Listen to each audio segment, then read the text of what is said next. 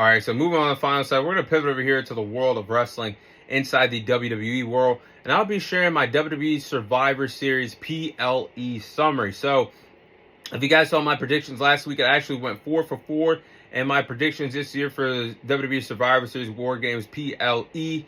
So, I'll be going over the card. Starting off with the opener for the Women's War Games match, you had Charlotte Flair, Io Sky, Alexa Bliss, AJ Lee, and Rhea Ripley defeat Becky Lynch, Asuka, Kairi Sane, Nia Jax, and Lash Legend in this year's Women's War Games match. Thoughts on the match? I thought the match was pretty good. I think it honestly did not live up to my own hype and my own expectations. I thought the women's match would have been much better. And actually would have been better than the men's, but I was wrong. But I felt like the official match really didn't last that long once all 10 competitors were locked inside the cages. But I felt like this year's Women's War Games match and the men, they were aura farming. And what I mean by aura farming is, if you guys watch the War Games matches, NXT, on the main roster, all the competitors that are not currently participating in the match are locked in the cage with each other, whether they like each other, whether they hate each other, they're locked in the cage. This year, they were aura farming in the Padres Stadium, allowing fans to see the wrestlers have their entrances coming down the aisle, coming down the ramp, instead of sitting in the shark cages, which I did not like this year.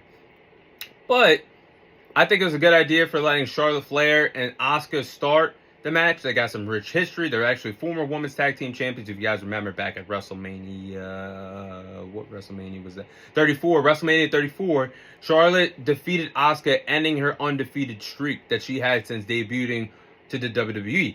Lash Legend looked pretty good out here. She took out everyone, all 5 competitors. She looked really strong. It seems like they're going to push her very deeply in the women's division for years to come after she just moved up from NXT. Io Sky being creative with her spots in this match. The famous trash can spot coming off the top of the cage. The finish was great in my opinion. Becky Lynch being the heel that she is, trying to retreat with all 5 of the baby faces beating the hell out of each other, and AJ Lee forcing her to submit in her finisher, the Black Widow. But the Women's War Games match, again, I was expecting much more. And the heels are actually 0-4 in the WWE Survivor Series War Games matches. The heel team has never defeated the babyface team in Women's War Games matches. Just a stat to throw out there, but those are my thoughts on the Women's War Games match. Next match, you had Dominic Mysterio defeat John Cena to become the new Intercontinental Champion. Now, honestly, I did like this match between Dominic Mysterio and John Cena. Now, however you enjoyed WWE Survivor Series, to some, this was their favorite match of the card. But this is some epic heel stuff from Dominic Mysterio. Earlier in the match, John Cena looked like he injured Dominic Mysterio. The referee's checking on him. The doctor's checking on him. But while that's happening, Raquel Rodriguez powerbombed John Cena, and then Roxanne Perez hit the code red. Dominic Mysterio charges in the ring, tries to hit the 619, tries to capitalize like a heel, and pin John Cena right then and there. The referee ejects Raquel Rodriguez and Roxanne Perez from ringside for the rest of the match. But then John Cena is battling the whole entire Judgment Day at this point. JD McDonough and Finn Balor try to help out John Cena, but then we seen Super Cena one more time take out JD McDonough and Finn Balor and hit double AA with Finn Balor and JD McDonough on his shoulders and crashing them down to the canvas. But as John Cena looked like he was going to put away Dominic Mysterio while the referee was knocked down due to an accidental shoulder bump that John Cena hit on the referee, John Cena is closing in to retain the title, only for Liv Morgan's music to hit. Liv Morgan gets a thunderous ovation by the San Diego crowd. She rushes to the ring. Looks like she's turning on Dominic Mysterio for forgetting about her in the Judgment Day as she was gone. Only turns out low blows John Cena, helps Dominic Mysterio regain the Intercontinental Championship, in the Judgment Day is fully back intact with Liv Morgan returning. Now, I do like the decision of John Cena dropping the IC title to Dominic Mysterio, because as I touched up on my prediction, I predicted this, and John Cena has talked heavy about Dominic Mysterio. He's always said good things about Dominic Mysterio, always said that he's a superstar that's going to be in the spotlight, help the company grow for the next 10 to 15 years, and I believe that as well. He's got all the skills, all the combustible elements to be the next big thing in the company. Now, how they go about it after this is their choice, but I think as much as it pains fans like myself, Cena dropping the title here was the right call to Dominic Mysterio. We only have one Only one appearance left out of the greatest of all time in John Cena. Hopefully he delivers in his final match less than 2 weeks on Saturday night's main event in DC. Next match, you had Stephanie Valkyrie defeat Nikki Bella to retain the Women's World Championship. No disrespect. I mean, there's only 4 matches on the card. Obviously, the worst match on the card. Nothing really to cover here. Nikki Bella tried to take advantage of Stephanie Valkyrie. And as the opening bell rang in this match, I mean, Stephanie Valkyrie farming with 40+ thousand in attendance at the Padres Stadium, hitting the Devil's Kiss on the announce table. Stephanie Valkyrie retained the Women's World title. Correct call here. Like I said when I was covering this last week, what was the point of turning Nikki Bella heel here? What was the point of Nikki Bella trying to regain a Women's World title with no true momentum? Everybody knew that Stephanie Valkyrie was going to win the match. Why not push someone else on the Women's Raw roster? Nikki Bella did not win a singles match since July when she defeated Chelsea Green. And nobody was buying into the heel turn. Nobody was buying into her main event run again. You got to build up contenders to make fans believe that they have a chance to take the title off of a compelling champion. Nobody believed it. I think this feud is over. We should move forward here. In the main event of Survivor Series, the men's War Games match, you had the team of Braun Breaker, Bronson Reed, Drew McIntyre, Logan Paul, Brock Lesnar defeat the World Heavyweight Champion CM Punk, the WWE Champion Cody Rhodes, the Usos, and Roman Reigns in this year's men's War Games match.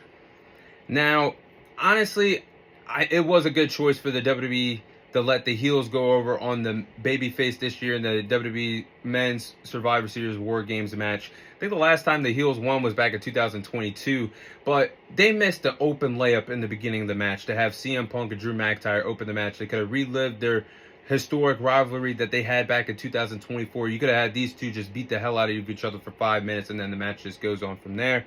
But honestly, there were some good spots. There were some weapons being used. There was some blood. CM Punk and Cody Rhodes were bleeding during the match.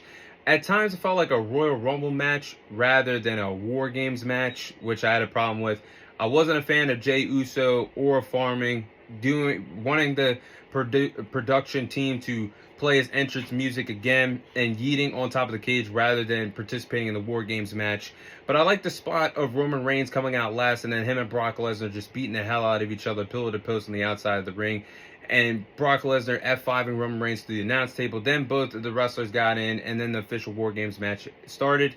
Again, don't have a problem with the heels winning, but I would have liked if they won clean rather than the interference that we seen the guy from the Black Hood. We all know that was Austin Theory hitting the curb stomp, making fans believe that was Seth Rollins, but it wasn't, and the heels picking up the victory here. But afterwards, it looks like Roman has decided which world champion he's going to go after. I think that's an early prediction that he's going to win the 2026 Royal Rumble in Saudi Arabia, go after Cody Rhodes to have the trilogy at WrestleMania for the WWE Championship. I think that's an early spoiler for WrestleMania 42 based off of how the Survivor Series PLE ended. Overall, letter grade on the show. Overall letter grade, I'll give WWE Survivor Series a B-. It could hit a C+, but I'll give it a B-. Honestly, if you're going to sell out in the Padres Stadium in San Diego, California, make the PLE 5 to 6 matches.